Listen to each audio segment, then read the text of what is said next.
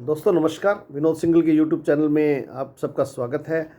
क्योंकि मैं एक शिक्षक हूं और बच्चों में डील करता हूं, तो मैं बच्चों के बारे में आपको आज एक विशेष बात बताने वाला हूं कि आजकल जो बच्चे हैं वो नेगेटिव प्रेशर में आ रहे हैं। नेगेटिव प्रेशर का मतलब ये है कि जैसे वो हर चीज़ में नकारात्मक सोच रखते हैं, नकारात्मक बात करते हैं।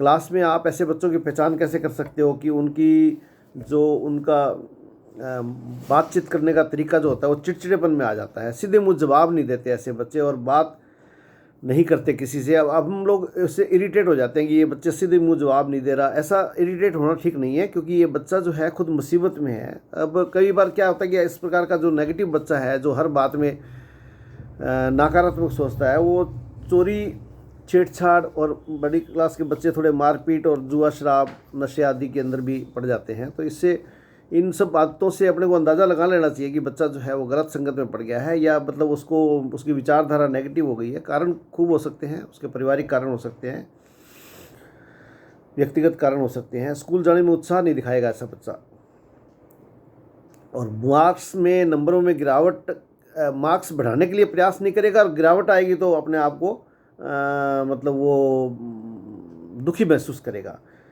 बार बार उदास रहना, आंखें भर लेना, थोड़ी बात में रोने लग जाना, और ये इस प्रकार से डिप्रेशन का शिकार भी ऐसे बच्चे हो जाते हैं।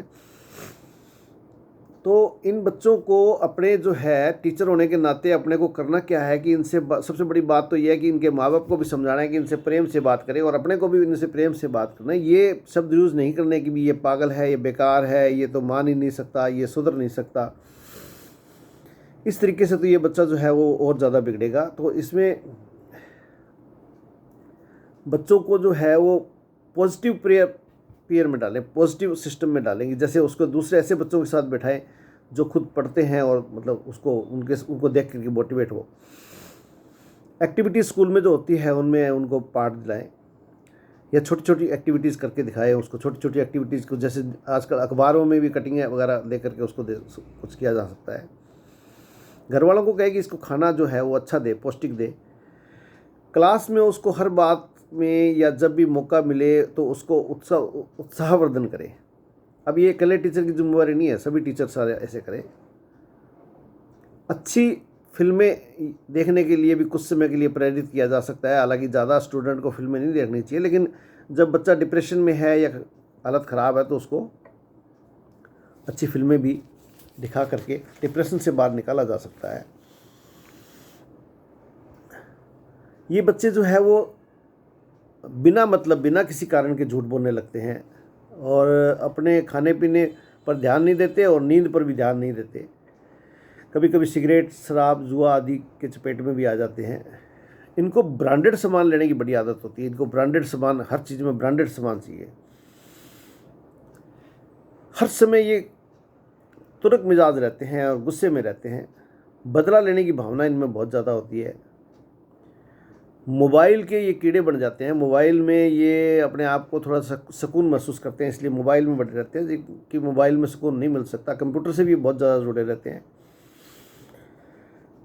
अब इनको सही मार्गदर्शन दिखाए कौन, क्योंकि ये खुद तो टीनेजर में है। अब इस बच्चे को मतलब अपने आप में से तो बात बन नहीं रही।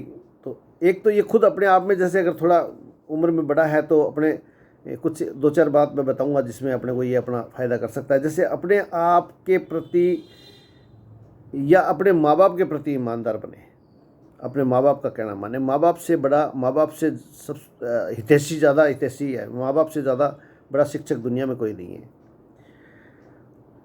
गलत काम को छोड़े या नहीं छोड़े, लेकिन गलत और सही के अंदर फ़र्क ज़रूर करे। दिन में 2 या 4 5 बार भी मैंने ये गलत किया, ये सही किया। और कोई समस्या यदि उसके जीवन में आ गई है तो उसका हल जो है वो अन्य किसी की बजाय अपने माता पिता की सहायता से करे, और माता पिता भी उसको पॉजिटिव ढंग से उसका हल निकाल करके दे। ये नहीं कि उस पर उसको डांटे। ऐसे बच्चे को माँ बाप की पॉकेट भी देखनी चाहिए। माँ बाप का ऐसे नहीं है कि भी ब्रांडेड के चक्कर में माँ बाप को मतलब ज़्यादा वो परेशान करे, तो उससे भी माँ बाप भी इरिटेट होते हैं। अब ये भी सोचना चाहिए ऐसे बच्चे को भी, मेरे माँ बाप मुझे डांट रहे हैं तो ये मेरे फ़ायदे के लिए डांट रहे हैं। उसको इस प्रकार से नहीं लेना चाहिए कि मतलब मेरे माँ बाप मुझे, क्योंकि माँ बाप जब डांटते हैं तो वो बच्चे के अंदर उसके लिए कोई ना कोई लाभ छिपा होता है। तो ये बात है। इसमें पेरेंट्स जो कर सकते हैं वो मैं ये बताता हूँ आपको कि सबसे पहले तो बच्चे की संगति का ध्यान रखे वो, और संगति को एकदम से नहीं, धीरे धीरे से, इस तरीके से कोई जिससे बच्चे की जो ईगो है उसको टच नहीं करे, ऐसी संगति से दूर करे। बच्चे को महंगी चीज़ ना दिलाए।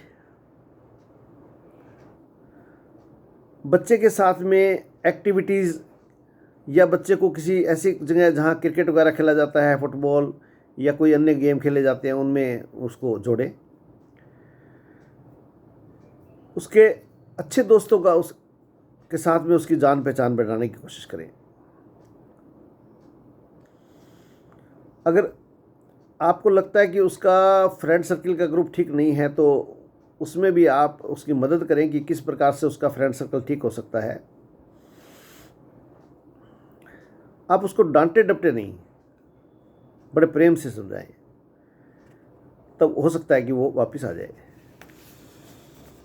मेरे अध्यापक साथियों के लिए मेरा, वैसे तो अध्यापक साथी सभी अच्छे वो ध्यान रखते हैं और अध्यापक अपना रोल समझते हैं, लेकिन वैसे मैंने क्योंकि इस पर एक चैप्टर तैयार किया तो उसके बारे में मैं बताता हूँ कि बच्चों को क्लास में अच्छे बच्चों के साथ बिठाएं और उनके साथ दोस्ती बढ़ाएं, और उसको अच्छे बच्चे को पुनर्बलन मिलता है तो शाबाशी देते हैं तो उसको भी शाबाशी दें। क्लास में उसे शरारती बच्चों के साथ न बैठने दें।